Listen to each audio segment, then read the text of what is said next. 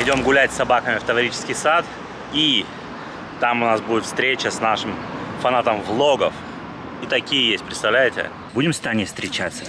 Да, скажи, она мне пузико, наверное, будет тесать. Так что будем. Кстати, смотрите, какую я майку нашел. Помните? Я ее в Белграде покупал в музее Николы Теслы. Вот сейчас по всплывашке можете это видео посмотреть. А все потому, что у тебя теперь большая гардеробная. Ну, конечно, так они в шкафу лежали, хрен знает где, а теперь на виду. Вообще реально, живу 3 дня с гардеробной, уже не представляю, как жить без нее. Таня сейчас отписала, уже ждет нас на месте. Кстати, это именно она придумала наше видео про пазлы. Вот можете сейчас посмотреть по всплывашке, если она сработает. Крутое видео, и оно до сих пор удерживает рекорд по количеству просмотров, набранных за первые сутки. Что-то порядка 400 тысяч просмотров. Прикол. Вообще часто так и бывает. Ты подсаживаешься сначала на легкие ролики Доксидина, потом переходишь на влоги потяжелее, а потом еще, не дай бог, находишь наш ТикТок. Ну, крайняя степень наркомании, это, конечно, когда подписываются на мой инстаграм, вот это уже пути назад нет. Сейчас это очухается. А я трусливый еще. Ну иди сюда. Да, он трусливый вообще.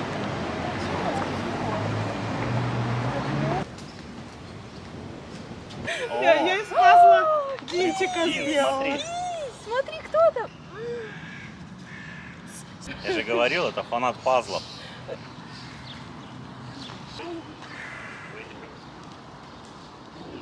Так летаю, чтобы сохранять. Время свою не считает. Ну да. По времени люди Скажи, я устал, меня на ручках несут. Каково это быть носильщиком собаки? Главное, что не в поликлинике. Нас привели в мозаичный дворик. Такое прикольное место. Вообще в Питере в каждый второй дворик сворачиваешь, что что-то есть интересное. Смотрите.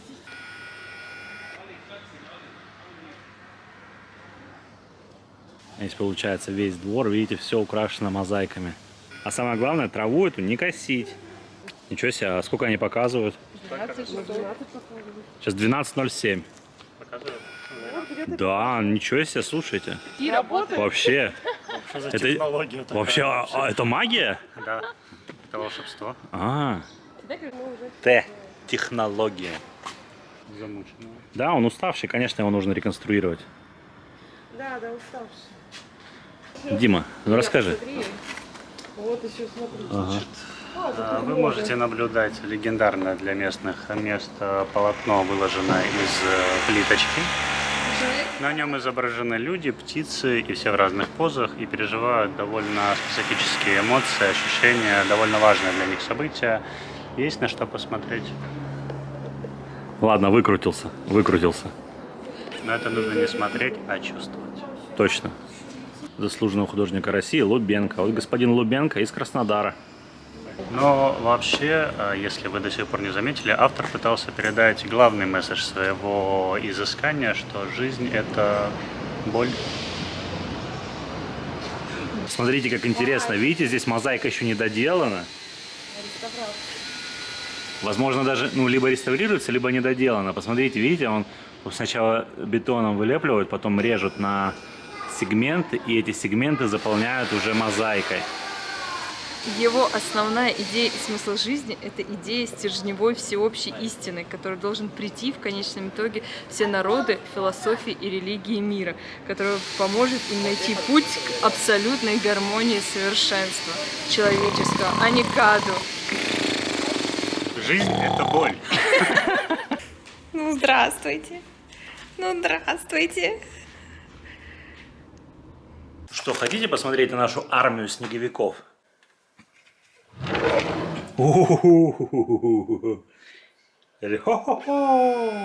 И вопрос, что мы будем делать со всеми этими снеговиками, когда снимем ролик? Наверное, мы отправим, разошлем их нашим патронам. Сделаем какой-нибудь сертификатик, что это оригинальная игрушка со съемок Таксидина. Тот самый снеговик, да. Поставим там лапку и отправим нашим патронам. Я думаю, им понравится. Так, пацаны, тут осталось 28 снеговиков. Я знаю, будет непросто, но вы, наверное, найдете. Выбирайте. Бери, Джей. Забирай. Молодец. Диночка, выбирай ты. Зай. Хороший этот пойдет тебе? Точно? Точно пойдет? или Хочешь сам? другого возьми? Хочешь другого бери. Бери другого. Бери. Этого? Вот этот лучше, да? Ты Два? двух хочешь? Ну еще хочешь, еще бери. На, забирай. Беги. Ну все, прячь их теперь. Пока они не видят. Мама, скажи, мне кажется, несправедливо. Мне надо еще штук 5. Да, конечно. 10 не хочешь? Ну, там 20, кажется, там 26 еще осталось. Вот я их возьму, пожалуй. Мам, почему ты Дину лучше снеговика дала? Ты сам выбрал себе снеговика. Нет, скажу, Дина лучше, все равно. Едем навестить Диму, он живет где-то в каком-то из этих человейников. Какой диссонанс, да, вызывает центр Петербурга, вот старый, исторический, кайфовый, и вот эту вот. Вот здесь бы Петр, конечно, заплакал. Ну, в подъезде так у Димы цивильно. Наверное, свежий дом, да, совсем? О, ну да, видимо, совсем новый, потому что лифт еще оббит этим. Сколько? 15 этажей? Да, так, в общем, оббивают лифты в России на период, пока все делают ремонты. Первые несколько лет. Потом, когда все ремонты закончили, это все снимают, и там чистый лифт. Ну, такое, конечно. Привет, привет, это команда Ревизоро. На диванчике он тут спит, вот тут работает, тут еду готовит. Не, ну в принципе прилично. Сейчас пойду покажу вам вид из окна. Вид из окна не как в Черногории, да? Ух, ё. Ты часто смотришь здесь в окно? Ну, как видишь, я специально завесил окна, чтобы никогда не смотреть в окно. Тебе больно, да, после Будвы? Я тебя понимаю. Так, ну и давайте ванну посмотрим. Ух ты, а что это такое? Ой, какая милота! Смотри, это же Дима.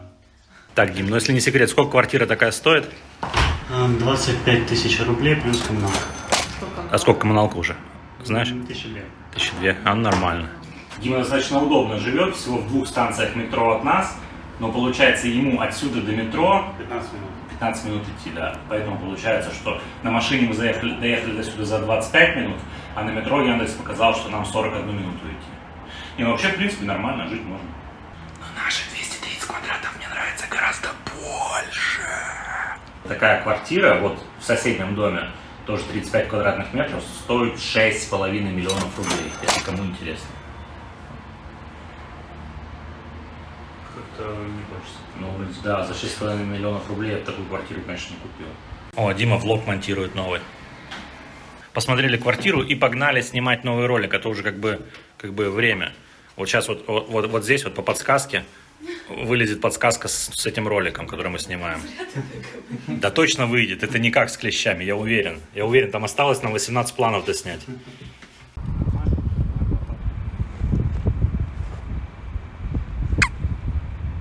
На улице просто нереальная жара, плюс 34 градуса. Это аномальная температура для Санкт-Петербурга. Не забывайте, что мы на самом-самом севере. Нам даже пришлось купить кондиционер в кабинет, потому что здесь, когда он не работает, 30 градусов. Ну и в связи с этим мы решили поехать на озеро и покупаться. Погнали. Это трасса на Хельсинки. До Хельсинки всего 300 километров, офигеть. Просто доплюнуть можно. Плюй. Почти доплюнул. А вообще очень много финских машин, потому что я понял, вчера Финляндия и Бельгия играли в футбол, в наш европейский футбол. Мы называем его футбол, не сокер, потому что это футбол, в него играют ногами, а не руками, как американский футбол. Почему он футбол, вообще непонятно. Странно. Джей, все хорошо. А, малыш? Видишь, вот до сюда доезжаем, и вон тропинка. Ага. Дин, ты сегодня такой вообще противный, если честно. Так вот мы запарковались рядом с другими машинами. В гайде «Как найти это место» было написано: вы почувствуете, когда стоит запарковаться. Вот я почувствовал. Пора. Озеро, на которое мы приехали, называется Симагинское или Симагинское. Но местные называют его Красавица просто. И место чем достопримечательно. Именно здесь Ленин, будь он не ладен, прятался и писал свою книгу одну из «Государство и революция», которую никто, конечно же, не читал. Кому она нужна? Ты читал «Государство и революция»? Конечно, читал. Покажи мне человека, который не читал. На истфаке раньше читали Ленина. Да ты чё? Да. Скажи, так что вы сразу не сказали, что мы на море, да? На море, да, заяц.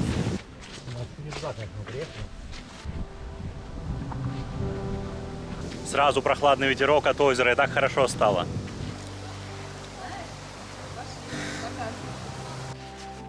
Что, пацанчики, плавать-то будем? Дин Джей. Я не хочу, спасите.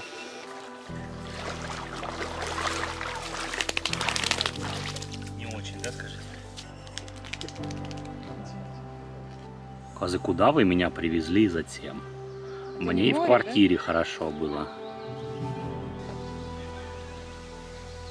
Сейчас будем плавать на перегонки. Раз, два, три. Давай, Джей, Джей. О, ничего себе, Джей. О, нифига, посмотри. На 2 корпуса уделал. Молодец, Джей. Федор. А говорят, ты плавать не любишь. Офигеть. Дин, тебе жилет мешал, да? Конечно. Понятно. Аэродинамика не та. Давай сниму его.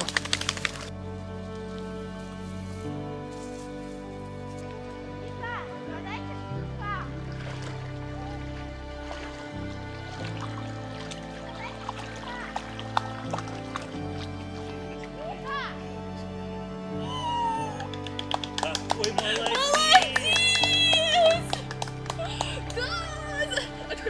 Я чуть ничего не сделала, да? Не, это самое. Да ты супер! Да ты моя умница! Сам зашел. Сам зашел!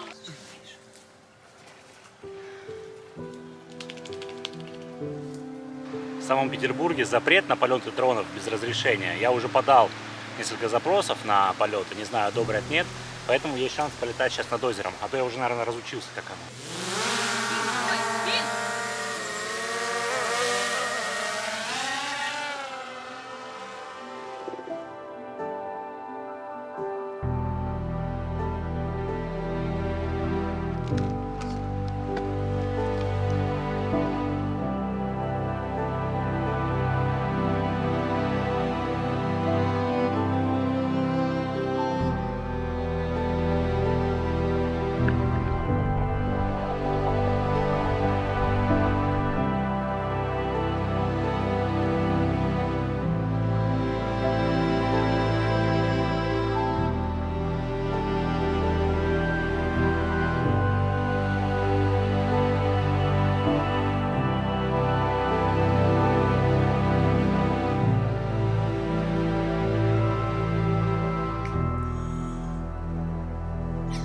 Надо домой, наверное, ехать, что-то комаров много, да?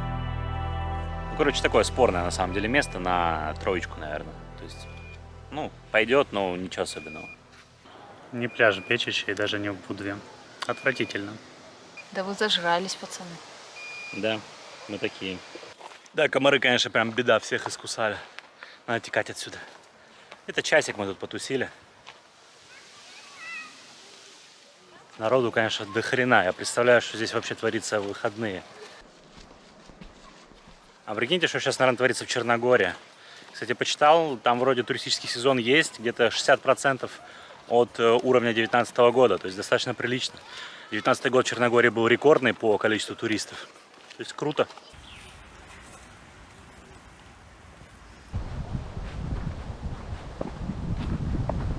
Скажи, папка, вези меня домой давай. Хватит с меня вот этих прогулок с комарьем. Очень понравилось, да? Надо еще что-то Дину взять. К нам прилетела моя мама, мы должны были сегодня вместе пойти на крыши, посмотреть праздник Алые паруса. Но из-за всех ковидных ограничений, короче, праздник будет только для выпускников. Нас туда не пустят. Везде на крышах будут стоять полицейские, будут всех отлавливать. Поэтому отменили наше мероприятие. Ну, будем развлекать маму по-другому. Погнали. Привет всей Камчатке и Ростову. Берите с меня пример. Уливайте на всю катушку, пока есть такая возможность. Вообще в этом влоге я не планировал показывать там достопримечательности, тыкать пальцем, говорить там вот это зимнее, это то. Потому что гораздо больше и гораздо лучше все уже снято до нас. Но раз такая возможность, то сейчас что-нибудь быстренько покажу. Смотрите, а вообще мы должны были быть на вот этой крыше сегодня. И получается, вот здесь должен был проплыть парусник с алыми парусами. Вот тут развернуться возле Литейного моста и поплыть обратно. Представляете, какой бы у нас отличный вид был. Дело в том, что очень резко начала расти заболеваемость ковидом у нас. Но это было предсказуемо после празднования Дня России, после Петербургского экономического форума, после матча чемпионата Европы по футболу. Вот, так что какая-то вакханалия сейчас творится. Вводят обязательную вакцинацию, вводят какие-то ограничения. Ну вот и видите, мы пролетели с алыми парусами. Это очень обидно. Крейсер «Аврора». Вот он. Выстрел его пушек ознаменовал начало штурма Зимнего дворца. Ну а дальше вы все знаете. Революция, коммунизм и тому подобное. А вот он парусник, на который мы должны были смотреть. Видите? Белый парусник на алых парусах. Хнык-хнык-хнык. Ну раз посмотреть на корабль не удается, поплывем на корабле, только на другом. Экскурсия по рекам и каналам обязательно к посещению. Каждый раз ее берем, потому что все равно через год все забываешь и слушаешь как в первый раз. Очень интересно.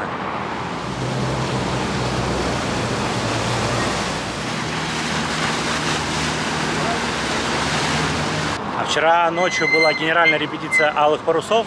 И, похоже, не разводили мосты. И какие-то корабли не смогли пройти. И вот сейчас интересно, то есть день, сейчас 2:30 дня, и Троицкий мост разведен. Прикольно, пошлите посмотрим. Вот так Троицкий мост разводится каждую ночь. Кроме того, посмотрите, установили вышки. Это, видимо, освещение.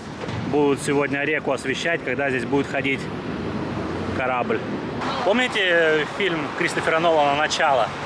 Ну, в общем, все поняли, да, что Крис Нолан вдохновлялся Питером, когда снимал «Начало».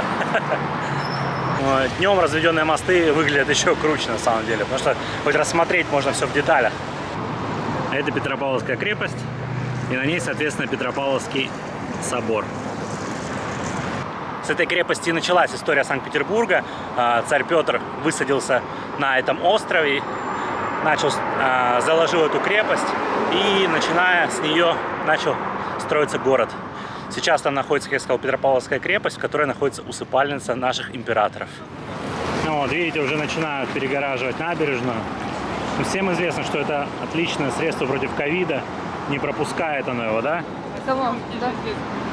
Нет, я говорю то, что вот эти решетки, они ковид вообще не пропускают. Конечно. Коронавирус не пройдет.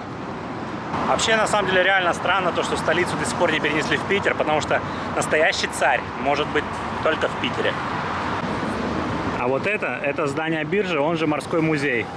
А чем оно примечательно, это здание? То, что оно на наших 50 рублях. Я наличку не ношу, поэтому сейчас это 50 рублей. Вот сейчас хорошо видно главное здание Эрмитажа. Но ранее он имел другое название, как вы понимаете, это был Зимний дворец. Короче, пока у меня не получается получить лицензию на полеты на дроне здесь, но может быть я найду что-то на стоках, удастся прикупить. И тогда в эту прогулку вставлю футажи с дрона.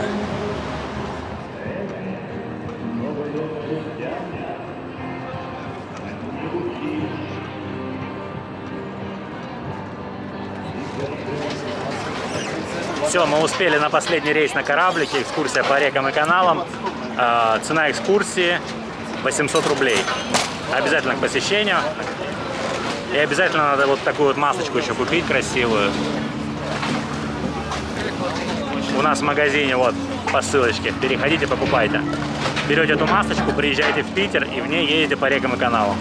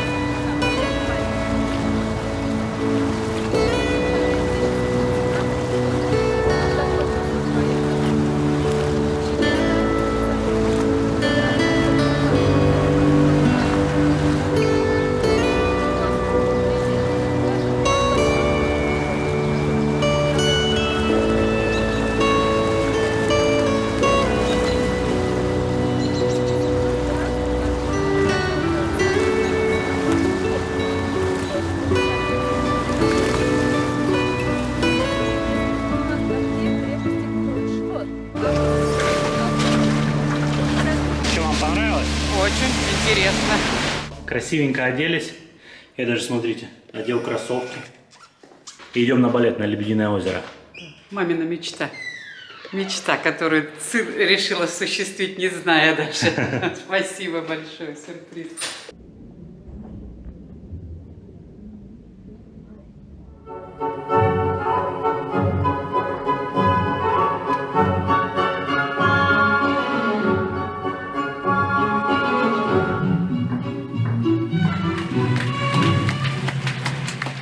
Сколько сейчас времени?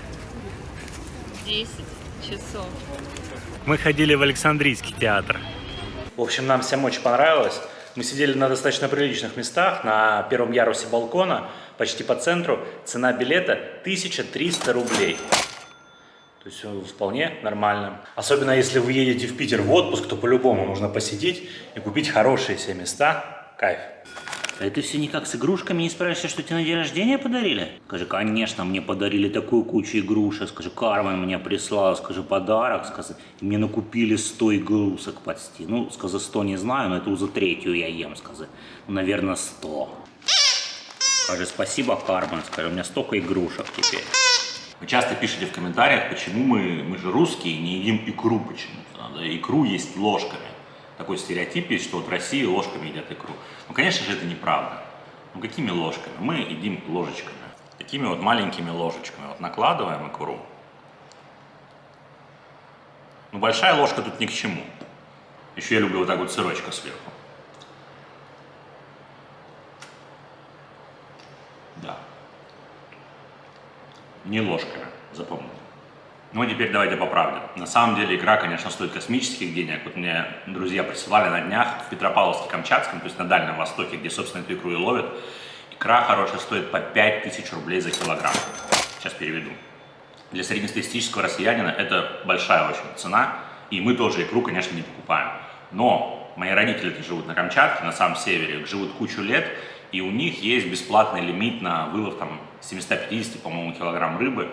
И вот они сами делают икру, то есть это домашняя икра, и когда летят в отпуск, привозят нам ее с собой.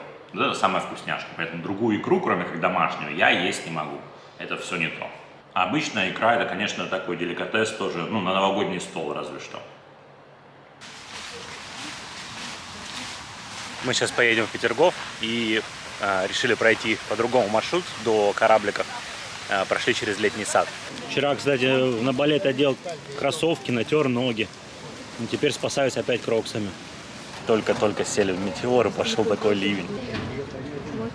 Петербург 100 лет назад, вот такие тоже фотографии исторические, вот такой яркий Петербург и вот такой акварельный Петербург. А вот так метеоры выглядят снаружи. Это очень красивые теплоходы с подводными крыльями. Очень быстрые, да?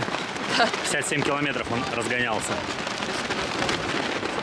Вот так вот. А я дрон с собой взял. Красавцы. Итак, что такое вообще этот Петергоф? Петергоф – это загородная резиденция императора Петра I. Мы зовем его Петр Великий. И сейчас это музей. Его также называют русским Версалем. И вы увидите почему. Да, бесполетная зона, прикиньте. На дроне не полетать. Цена билетика 450 рублей для россиян.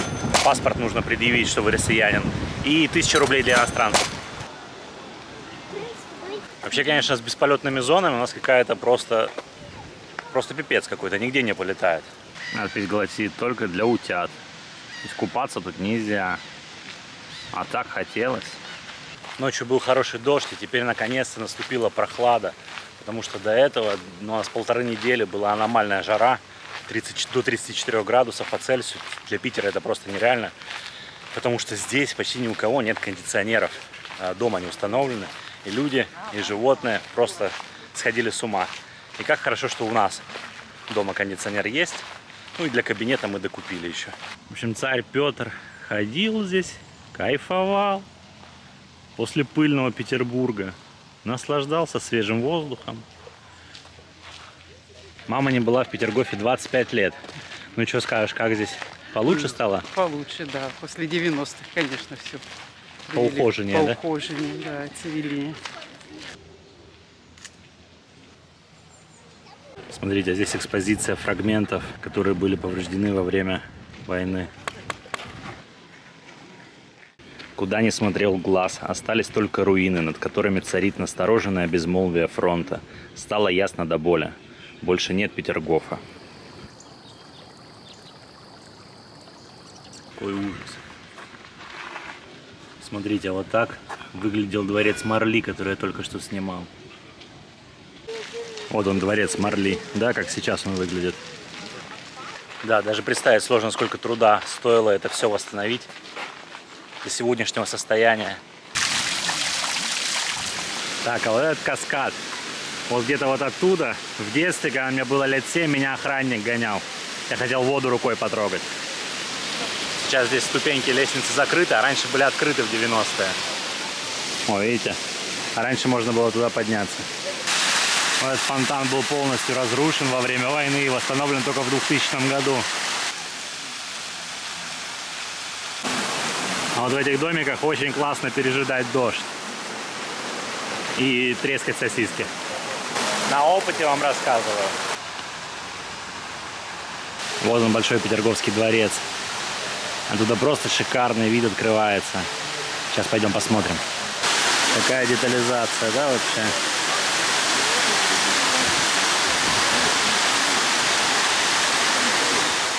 Я прям представляю, выходишь утром с чашечкой кофе на вот этот вот балкон и смотришь, и глаз радуется. Кстати, заметили, называю его Петра то царем, то императором, потому что у него карьера была с повышением. Сначала царь, а потом император. Как ты относишься к повышению Петра с царя до императора? Отлично. Заслужил. Конечно. Вот он точно заслужил. Представляете, сколько тут вирусни. Почитал я внимательно, реально здесь нельзя летать, и у сотрудников тревожная кнопка, вызывают полицейских, и можно в полицию загреметь. Ну что, вам хорошо от солнца защищает прозрачный зонт? Не от солнца, от дождя. Так дождя же нет. Ну так был, а что будет? Так усиленно нам на метеоре их впаривали, эти зонтики, и говорят, вы что, там же сейчас дождь будет, вы видите, что творится? Ну и мы не выдержали и купили. Я считаю, что наши метеор поливали сверху со шланга, Ну да. чтобы продать нам зонты. Это точно. Небольшая неудача, то что сегодня суббота, но других дней у нас нет, потому что мама сегодня уже улетает. У нее дела в Ростове, поэтому она туда-сюда быстренько. Я понимаю, там изменение климата, но пальмы? Что? Скажите, сейчас еще и кактусы мы здесь найдем. Ага. Что? Это не кактус, это алоэ. А это дворец Монплезир. А это значит, мы пришли в то место, где я и мои сестры пропадали во время экскурсии в курсе Петергоф в детстве. Это так называемые фонтаны Шутихи. Они включаются в произвольный момент времени. Но ничего у меня не получилось снять, потому что там бегают маленькие голые девочки. И вернемся на обратном пути, и я пройдусь там. Покажу класс. Да я даже не намокну, вот увидишь.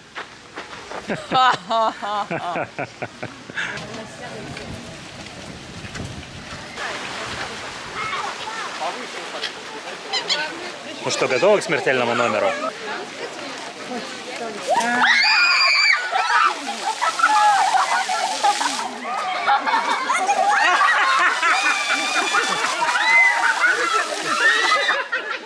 Не успел. Я так красиво остановился. Ну почти. Да. Еще разок.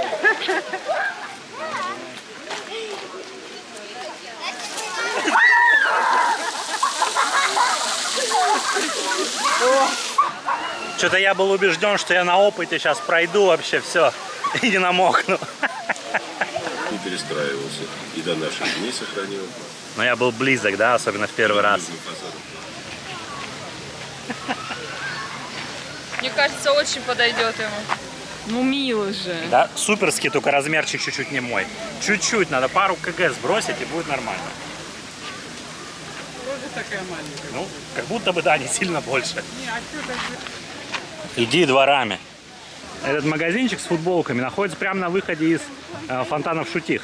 Но так как там только детишки играют в основном, и такие имбецилы, как я, появляются редко, то все футболки маленьких размеров. Еще пара фактов о дворце Монплезир. Это самый любимый дворец Петра. И он именно здесь останавливался, когда сюда приезжал. Но я уверен, что в Большой дворец он бегал пить кофе вот с этим красивым видом. Так, представьте ситуацию. Срочное донесение царю. Где царь Петр? Царь Петр где-то в парке. Прошла неделя. Царя Петра нашли. Он был в каком-то из дворцов. Мобильников-то тогда не было. А мог он вообще в Большом дворце просто потеряться? Сел в какую-нибудь комнату дальнюю. Еще ситуация. Просыпаешься утром и понимаешь, что не помнишь, в какой комнате дворца забыл свое пенсне. Все. А это лабиринт. Но у нас особо времени блуждать нет, потому что скоро маму отправлять уже в аэропорт. Направо, налево? Чтобы выйти из лабиринта, надо держаться всегда левой руки. Ну пошли туда, левой руки держимся. Ну да, она же у нас историк, она все знает.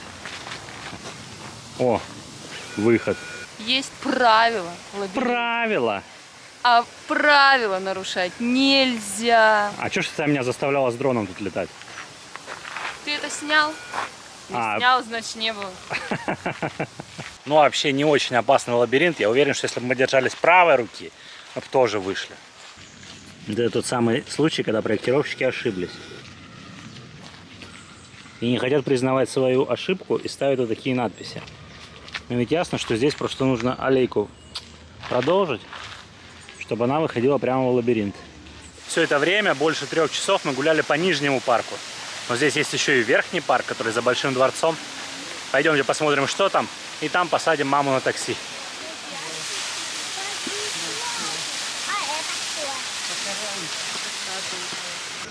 Так, Верхний сад на реставрации. Здесь все время что-то реставрируют, поэтому за один раз, за один год вы, конечно, все не посмотрите. Так, а это Большой дворец с другой стороны. Ну, давайте тихонько подглянем в Верхний сад.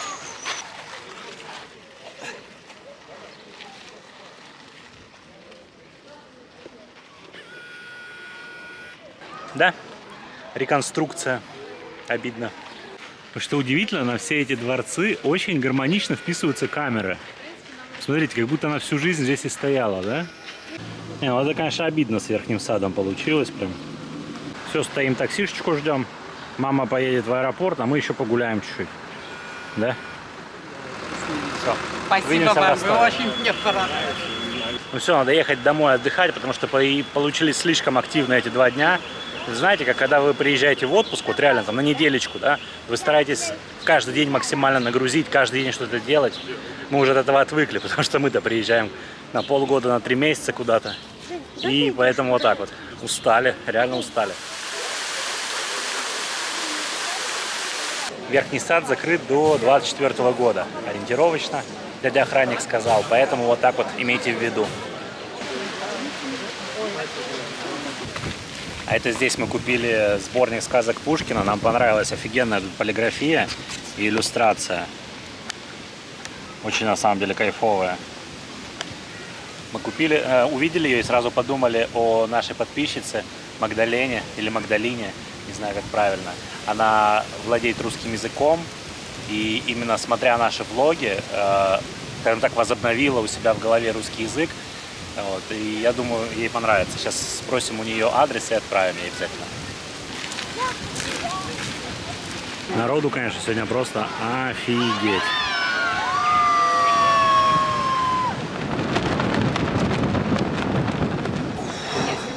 Ну все, домой. Я в аэропорту Санкт-Петербурга лечу в Ростов. Кстати, пиши в комментариях, зачем я лечу в Ростов. Самые внимательные уже должны знать. Да? И что-то аэропорт такой, конечно, колхозный.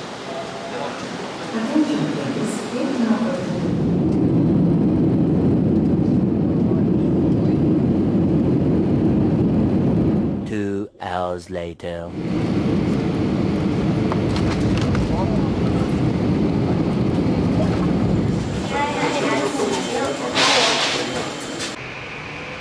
Да, терминал, конечно, в Ростове гораздо лучше, современный. просторный, с запасом по пассажиропотоку. Не такой клоповник, как в Питере. Ну да ладно. Привет! Блин. А ты не накрашенная, да? Да. Не накрашенная, свет не включила. Вообще, ты кого тут встречала? Я забыла, что ты блогер. Заходи. Давайте, пишите в комментариях, зачем я приехал в Ростов. У вас буквально 1, 2, 3. Ну что, угадали, нет? Красиво, да? В общем, я прилетел в Ростов, чтобы установить брекеты у своего стоматолога. В следующий раз я прилетаю в Ростов 6 августа на подтяжку. Так, цена брекетов вместе с установкой 102,5 тысячи рублей. И потом каждый последующий прием, по-моему, что-то 4800, что ли, что-то вроде того. Ходить мне с ними, ну, где-то год-полтора. Так что на год-полтора мы, получается, привязаны к России, чтобы закончить мое лечение. Эй, а кто это? А ты что делаешь у меня дома? Ты хочешь стать звездой, наверное? Ты хочешь стать звездой и пришла ко мне подлизываться? Я под вашей ширмой открыла кастинг, зарабатываю на этом деньги. Я точно продюсер, поняла? Слушай, какие у тебя зубки, как у маленького Джея, колючие. О, какой вкусный стульчик. Сказы, не смотрите на меня, подписчики. Вы все. Подписчики, сказано, вы все. Здесь приехали мои родственники еще, и Юта — это их собака. Это какой-то там шпиц, ему почти 3 месяца. Она классная вообще. Это моя племянница Соня, она не хочет сниматься. А это моя сестра Лена. Так, посмотрите, сейчас 10 часов вечера. И какая темнотища в Ростове. А как же обстоят дела в нашем волшебном Питере? Да, конечно, белые ночи какая-то волшебная вещь. Надо скорее валить в Питер.